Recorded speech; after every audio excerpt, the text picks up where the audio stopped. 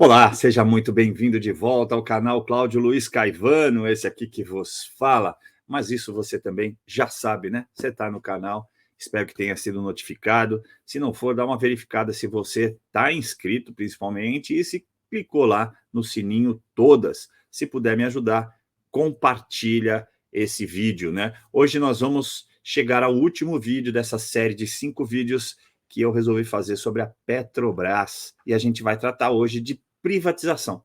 Na verdade, tratar não seria bem o tema. A gente vai comentar prós, contras, o que pode mudar, o que precisa ser feito se realmente a ideia for privatizar. A gente falou no primeiro episódio do fato, né, da Petrobras ter o monopólio sobre a extração de petróleo, porque, obviamente, nossas riquezas minerais são a riqueza da nação. É isso que faz a nossa soberania, e é justamente essa soberania, numa relação simbiótica, que precisa ser defendida. Nessa questão, acho que não há muito o que a gente aumentar de interpretações. A gente tem que entender como é que funcionaria se fosse privatizado em relação a esse monopólio. Então, é justamente isso que eu quero tratar contigo hoje. No segundo episódio, a gente tratou da forma, né, de precificação, como é que é calculado o preço dessa commodity que é sim o petróleo, transformado em combustível. Depois a gente tratou de impostos, né, como é que incidem esses impostos, e no quarto episódio, que foi ontem, a gente tratou da autossuficiência. Eu trouxe para você a informação que só faltam 6%, né, para a gente poder nos tornar autossuficiente em combustíveis. Nós somos autossuficientes em petróleo, já nos tornamos exportadores de petróleo, agora a gente precisa efetivar essa autossuficiência também no combustível para ver se a gente consegue regular melhor esse preço, né? Você veja que se a gente pegar os 6%, não precisa nem fazer muita conta, né? 6% de 3 milhões de barris dia, a gente vai estar falando aí, 3 vezes 6, 18, a gente está falando em algo em 180 mil barris dia. Então, o Brasil precisa aumentar a sua possibilidade, sua capacidade de refino de combustível no equivalente a 180 mil barris dia. É algo grandioso, sem dúvida alguma. Mas será que a construção, o aumento de produção de uma das refinarias que a gente tem em operação não seria o suficiente? A gente tem que estudar. A gente, modo de dizer, né, os técnicos da própria Petrobras ou do Ministério de Minas e Energia precisam estudar isso. E me parece que foi justamente isso que o presidente Bolsonaro conseguiu fazer quando ele nomeia Adolfo Saxida, né, o novo ministro de Minas e Energia, e esse já começa dizendo que vai fazer um trabalho de estudo sobre a privatização. E veja só, é mais uma discussão que é trazida para a população, né? Nós não seremos os últimos a sermos informados. Na verdade, o que o presidente está fazendo desde o primeiro momento é abrir essa discussão para a população. Ele fez isso no tocante a impostos, nunca se discutia por que o combustível é caro, como que é feito o preço, como que é pensado esse preço, o que incide sobre o preço, e hoje está na boca do povo que o ICMS tem grande parte dessa culpa, né? Ou seja, os estados têm grande participação na oneração do nosso combustível, no tanque de combustível dos nossos carros, dos nossos veículos. Então, perceba que essa questão o presidente está fazendo com certa estratégia para levar o conhecimento. Ele sempre repete aquele texto bíblico, né? Conhecereis a verdade e ela vos libertará. E é justamente isso, você conhecendo a verdade sobre a precificação, você acaba entendendo que, opa, não é possível que o presidente, numa canetada, mude o preço do combustível. A culpa também não é dele. Isso foi extremamente importante, extremamente positivo, não só para um amadurecimento político do brasileiro, mas também para aumentar o nosso conhecimento, né? E nessa questão da privatização, quando ele nomeou o Adolfo Saxida e colocou essa missão para o Adolfo, obviamente ele tem intenção de revelar que tipo de situação vai ser melhor para o Brasil. Então, deixa eu colocar algumas ideias aqui. Imaginemos que ocorra uma privatização, partindo do cenário atual. Resolve-se privatizar, vende-se a companhia. A companhia está orçada em algo em torno de 3 trilhões de dólares. Mas será que vale tudo isso? Em compensação, né, porque ela é uma das maiores companhias de petróleo hoje, ela está altamente endividada. A gente ainda deve ali cerca de, como eu mostrei para vocês no decorrer desses vídeos, ainda devemos cerca de 400 bilhões de reais, muito fruto dos desvios, né, dos desmandos que ocorreram no passado, aí nos governos lulopetistas. Mas vamos deixar isso para trás e vamos pensar no futuro. Existiria algum pró em vender-se a companhia agora? Será que o nosso resultado seria tão bom assim num curto espaço de tempo? Então vamos lá, para responder essa minha pergunta, a gente precisa analisar sob 3 pontos de vista. Primeiro que a gente tem o resultado imediato, ou seja, aquilo que a gente consegue já. Temos o resultado mediato, ou seja, aquele que é no médio prazo, e o resultado ulterior, ou aquele que está no futuro, que a gente vai conseguir através do tempo. Através do tempo, eu vou eliminar, nós não temos como pensar nisso, porque até mesmo através do próprio tempo, a própria companhia Petrobras, sem nenhuma mexida, conseguiria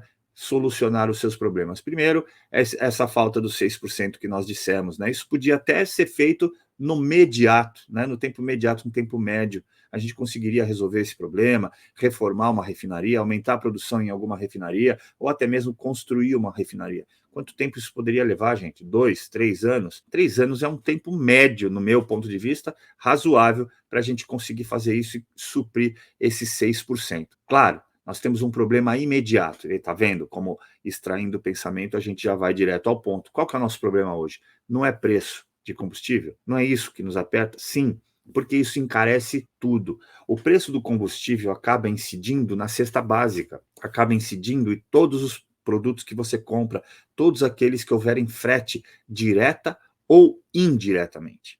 Na feira, você pode ver que aumenta o preço dos produtos, no supermercado aumentam o preço dos produtos, na loja de construção civil, lá de produtos de construção ou para a construção civil, aumenta o preço, na loja de armário, na loja de utensílios de cozinha, em todos os lugares, vai ter o repasse de preço. Por quê? Porque o diesel, né, o nosso país é muito focado ainda, nós estamos mudando essa matriz modal de transportes, né? Vamos ter uma divisão com o ferroviário aí num breve período, muito em breve isso vai estar resolvido, mas ainda o Brasil é muito dependente dos caminhões, das entregas com caminhões. Então, será que privatizando imediatamente a gente vai sentir aqui na ponta uma reversão desse preço? Não vejo como. Eu posso estar enganado, ok? Esse é o de todos os programas, desses 5 programas, é o que menos eu terei segurança em te afirmar algo, e por isso mesmo não cometerei esse equívoco. Eu quero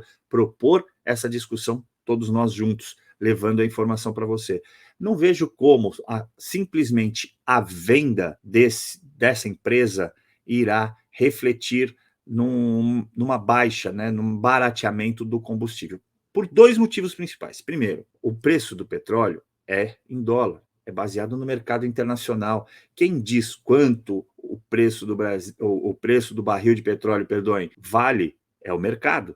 É uma questão de oferta e demanda. Quanto mais alta a demanda, você tem menos produto à disposição, mais aumenta o preço. E vice-versa. Se você inunda o mercado com produto, obviamente, você vai ter um barateamento do preço, porque a demanda demora mais tempo para aumentar, ok? É por isso que você tem aí uma série de políticas travestidas em políticas, por exemplo, climáticas. Vamos pensar no mundo, no aquecimento, lutar contra o aquecimento global, tudo falácia, né? Por quê? Porque você vai ter uma matriz energética diferenciada, mas e para produzir a metodologia de te fornecer aquela energia para pôr um carro elétrico, por exemplo? Ela tem custo, ela leva tempo. E aí o que você vai ter que fazer? Você, cidadão, vai ter que se privar do uso do seu carro, porque ele é de combustível fóssil, supostamente, e aí está escasso no mundo. Mas espera aí, a todo momento são descobertas novas reservas de petróleo. Aqui na América Latina, recentemente, foi descoberta uma das maiores reservas de petróleo da América. Está aqui na Guiana Francesa, aqui em cima, norte do nosso país, na nossa divisa. E a Petrobras será a empresa, muito provavelmente, que auxiliará a Guiana Francesa e terá uma grande parceria para extrair petróleo lá. Então, como que você pode pensar que o combustível, que o petróleo está escasseando, quando você tem uma nova reserva enorme sendo descoberta, quando você tem uma oferta enorme na Rússia, na China, nos Estados Unidos? Precisa parar um pouco e pensar, espera aí, será que é viável fazer isso mesmo? Eu vou vender a companhia porque talvez o petróleo esteja escasseando? Não, definitivamente essa não pode ser uma forma da gente abordar. A segunda é a questão do própria formatação de preço que eu disse para vocês, né? Que é a paridade internacional. A venda da companhia vai resolver esse problema e baixar o preço na bomba de combustível? Eu tenderia a dizer, claro que isso é uma incógnita, perdoem, mas eu tenderia a dizer que não, porque uma companhia que vai ser comprada, que vai estar em tese privatizada, comprada por outra pessoa, não vai mudar da água para o vinho a sua forma de trabalhar, vocês concordam?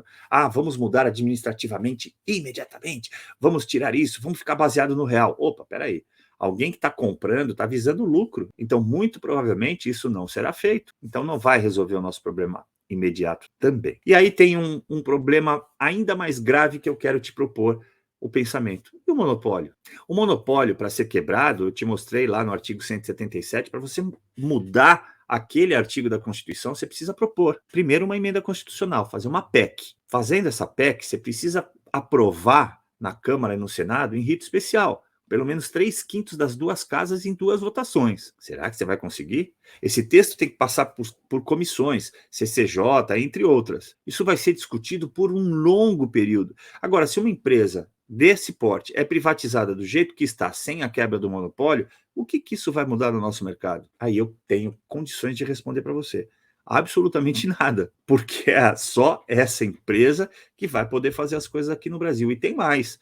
Não tendo o governo brasileiro o controle dela, as coisas podem ficar bem mais difíceis do que agora. Vocês concordam? Porque eu não vou ter controle sobre a companhia de nenhuma forma, nem no voto. Então, na verdade, eu diria hoje que algumas pessoas que são contra, hoje, tá? Hoje eu estou defendendo esse posicionamento. Talvez não seja bom a gente privatizar a Petrobras da maneira como as coisas estão. Num futuro, com a elevação do preço da companhia, com as coisas equilibradas e com a quebra do monopólio, pelo menos na extração de petróleo, não estou falando para quebrar o monopólio em todas as questões, ou talvez altere a lei 9478 que eu te apresentei, altere esse texto da Constituição para dizer, olha, não vamos quebrar o monopólio, mas vamos dividir a sua extração, não vai ser mais só via concessão, pode vir aqui explorar, mas nós vamos ganhar royalties. Por que não? Tudo é possível, desde que estudado. Então, voltando ao princípio, para a gente até não perder tanto tempo assim, né? Não há necessidade. Penso que, de novo, o presidente Bolsonaro tenha acertado quando propôs esse estudo. Peraí, vocês querem?